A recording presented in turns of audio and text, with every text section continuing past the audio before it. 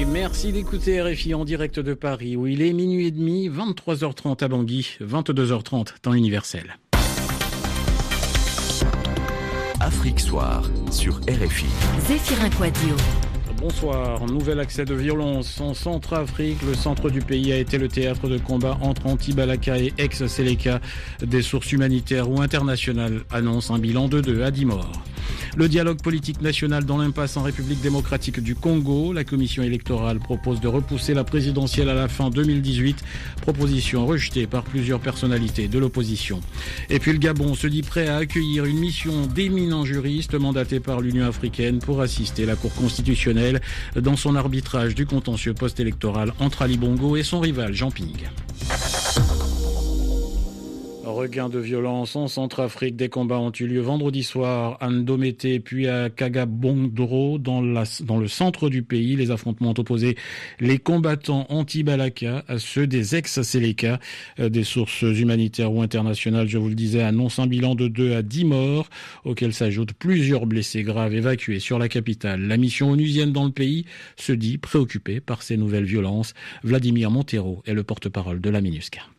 Ce que nous savons des informations rapportées par nos collègues sur place, c'est que des éléments des ex-Seleka et anti-Balaka se sont opposés dans cette zone et la force est intervenue pour éviter que la violence ne se propage à toute la région et n'affecte la population.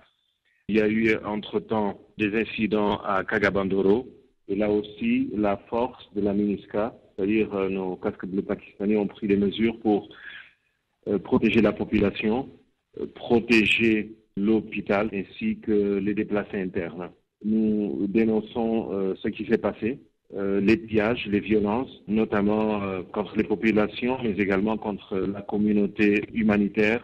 Nous demandons déjà aux belligérants ex-Seleka et anti-Balaka de mettre fin aux hostilités. Nous ne permettrons pas que des gens mettent en cause la stabilité chèrement conquise à travers les élections. Voilà, Vladimir Montero, porte-parole de la MINUSCA.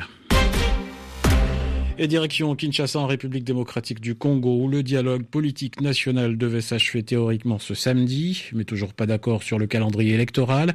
La commission élection a pourtant bel et bien fini ses travaux et le débat général sur cette question a eu lieu, mais l'essentiel se déroulait en dehors du chapiteau de la Cité de l'Union africaine.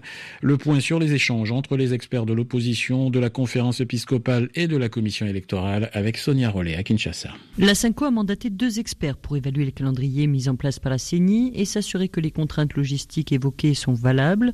Ce qui a provoqué ces défiances, c'est la date avancée pour les élections présidentielles, législatives et provinciales qui pourrait entraîner une transition d'au moins 2 ans. La délégation de l'opposition dit également faire des propositions pour réduire les délais qu'elle pense exagérés. Si aujourd'hui on annonce cette date, le peuple n'acceptera pas, confie l'un des membres de la délégation.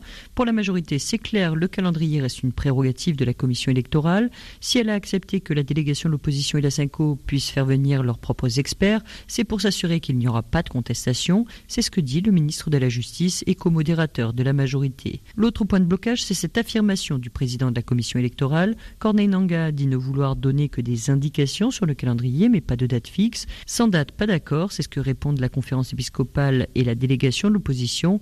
Vital Kamerhe, le co-modérateur pour l'opposition, va même plus loin. Il faut une date de convocation de l'électoral, le calendrier, mais aussi la date de passation de pouvoir. Sonia Rollet, Kinshasa, RFI. Et rappelons que le débat sur le calendrier aura lieu lundi après-midi et sera diffusé en direct à la radio et télévision nationale, lundi après-midi, pour éviter d'interférer avec des manifestations annoncées par les plateformes de l'opposition qui refusent le dialogue et exigent toujours la convocation du corps électoral d'ici mardi.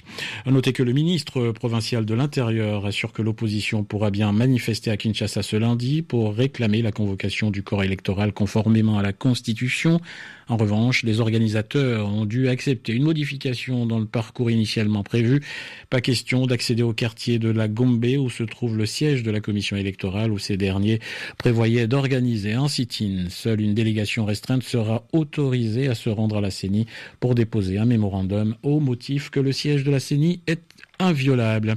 Notez par ailleurs que 73 militants de l'UDPS et de l'UNAFEC, deux partis d'opposition, interpellés vendredi soir à Lubumbashi après des heurts avec la police, comparaissaient à partir de ce soir en procédure accélérée dite de flagrance pour participation criminelle, rébellion, coups et blessures, destruction méchante et vol qualifié selon leur avocat Maître Mabiala. Les autorités les accusent de s'être barricadés puis livrés à des pillages. Eux affirment avoir été provoqués par la police qui aurait voulu les empêcher de se rassembler pour évoquer la mobilisation prévue lundi. Au total, 95 personnes avaient été interpellées, mais 22 ont été libérées vendredi après audition rapide par un magistrat au poste de police où ils avaient passé la nuit. Et puis, ce samedi, Washington se dit très préoccupé par les arrestations et atteintes à la liberté d'expression qui se multiplient dans le pays en dépit du dialogue politique en cours. Joint par RFI, Jeffrey Lurie, porte-parole pour les affaires africaines au département d'État, indique que la République démocratique du Congo a l'obligation, en vertu des lois internationales et de sa propre constitution, de respecter les droits de ses citoyens, la liberté d'expression et la liberté de réunion pacifique. Fin de citation. Au Zimbabwe, malgré une interdiction d'entrée en vigueur hier, l'opposition et la société civile ont bel et bien manifesté ce samedi dans plusieurs villes du pays. Cela fait des semaines que le Zimbabwe est agité par une profonde crise fronde populaire. Les frondeurs réclament notamment des réformes en vue des élections générales de 2018, scrutin auquel le président Mugabe, 92 ans, a déjà prévu de se présenter. L'Union africaine va envoyer une mission d'observation au Gabon. Il s'agit d'au moins 5 experts, des juristes qui seront chargés de conseiller la Cour constitutionnelle gabonaise. La haute juridiction gabonaise a la lourde responsabilité d'arbitrer le contentieux entre Ali Bongo et son rival Jean Ping. Ces experts sont-ils les bienvenus? Quel accès auront-ils aux travaux de la Cour? David Baché a posé ces questions au ministre gabonais des Affaires étrangères, Emmanuel Issossé Ngonde. Oui, le Gabon est naturellement favorable. Le Gabon est membre de l'Union africaine. Le Gabon a siégé pendant quelques années au Conseil de paix et de sécurité. Donc le Gabon respecte les décisions qui sont prises par l'Union africaine et ses instances. Les modalités du déploiement de cette mission, le cadre de travail de cette mission seront définies dans le strict respect de la loi gabonaise et de la constitution gabonaise. Le domaine d'intervention de la mission d'observation ne pourra être défini en référence à ces dispositions-là. Et pour ceux qui ne connaissent pas ces dispositions, est-ce que cela signifie que les observateurs pourront participer, par exemple, aux délibérations à huis clos de la Cour, ou est-ce que cela signifie qu'ils en seront exclus ? C'est au juge constitutionnel de répondre à cette question, et en ce moment, le juge constitutionnel gabonais est en train de discuter avec la Commission de l'Union africaine pour fixer le cadre de la mission d'observation. Ça veut dire que ce cadre n'est pas encore totalement défini? Non, pas encore, parce que la Commission de l'Union africaine est en discussion avec la Cour constitutionnelle. Emmanuel Issossé Ngonde, le ministre gabonais des Affaires étrangères, interrogé par David Baché. À l'écoute de RFI, il est 22h38 à Bamako. Des affrontements entre groupes armés signataires de l'accord de paix au Mali ont fait une dizaine de morts dans le nord du pays. Les faits se sont produits vendredi à 85 km au nord-est de Kidal où la situation reste tendue. Des affrontements meurtriers entre la CMA et le Gatia s'étaient déjà produits en août pour le contrôle de Kidal, bastion de l'ex-rébellion. Au Nigeria, l'aveu d'échec du gouvernement dans les négociations avec le groupe Boko Haram pour la libération des lycéennes de Chibok. Et le ministre de l'Information a révélé hier les grandes lignes de ces négociations menées par les services secrets pour libérer les 218 lycéennes toujours retenues par le groupe islamiste qui a fait allégeance à l'organisation État islamique.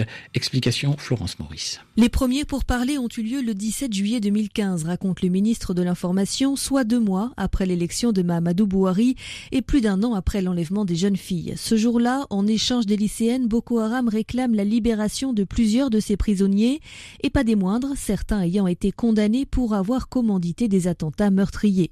Un échange difficile à accepter, reconnaît le ministre de l'Information, mais à l'époque, explique-t-il, le président Bouhari donne son accord, car à ses yeux, la libération des jeunes filles dont il a fait une promesse de campagne est, je cite, sacro-sainte.